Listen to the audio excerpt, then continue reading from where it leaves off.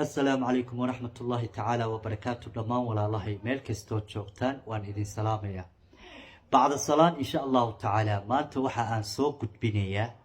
سيدا آد سجدا وينيسو دقحا كوبيرمي حميتيدا دقحا حميتيدا كوبيرما طبعا marka hore xamiitida ayuu ku beermaa kadibna uu koraa dhagaxaasu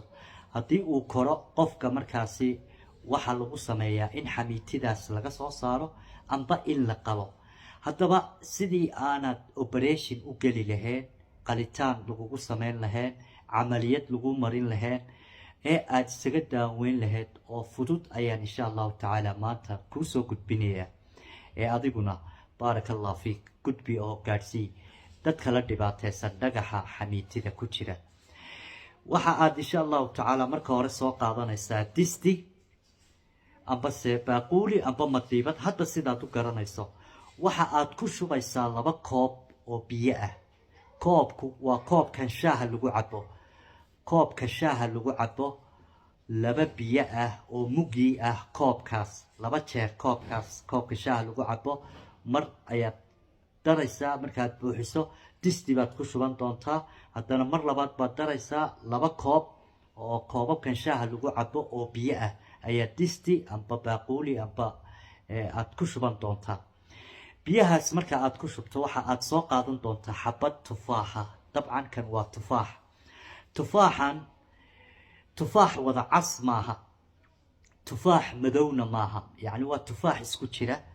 waa qayb casaan ah qaybtan waa casaan qaybtana waa madow marka tufaax xabad noocan baad soo qaadan doontaa oo aan wada caseen wada madoobeen oo isku jira sidan isugu jira kadib 2 ayaad u qaybinaysaa 2 markaad u qaybiso waxa aad ku dhex ridi doontaa distigii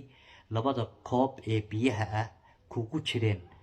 marka aad asaga sidaas ugu dhex rido 2 gobol ay aad ka dhigtay sidaas ugu dhex rido waxa aad soo qaadan doontaa insha allahu tacaala halkan horteeda yaala waa bahalkan waxa la yiraahdaa qorfo ayaa la yiraahdaa qorfaha waynu garanaynaa dabcan waa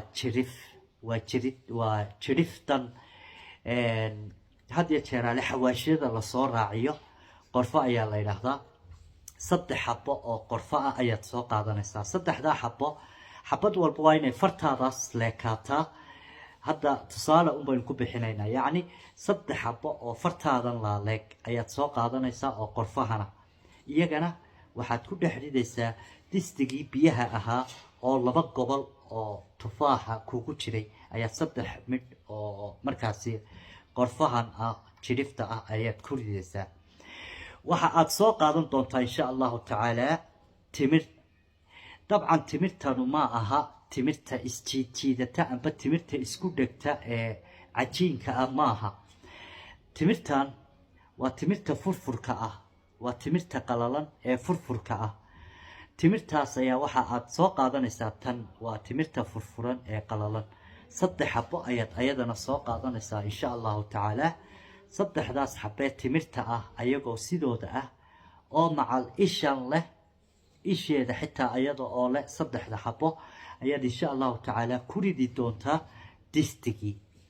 3daas markaad ku rido waxa aad soo qaadan doontaa ee ugu dambeeya 3 xabo oo toon ah tan waa toontii 3 xabo ayaad soo qaadanaysaa ayada oo sidan ah oo aana dhilin ayaad ayadana ku ridaysaa insha allahu tacaala dabka ayaad isla saaraysaa way isla karayaan dabcan marka ay u karaan sida shaahu u karo ay isrogrogaan biyahaas tufaaxii iyo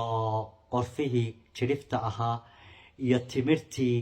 iyo toontii intaasuba marka ay isrogrogaan sida shaaha isku rogrogaan ayaad ka dajinaysaa kadibna waad kala miiraysaa marka aad miirato biyahaas ayaad cabaysaa maalinkii imisa maalin ayaad isticmaalaysaa haddaba insha allahu tacaala 15 beri 15 cisho 15 cisho kadib dhagaxa ku jira xamiitidaada uu burburi doonaa marka uu burburo wuxuu soo raacayaa kaadida insha allahu tacaala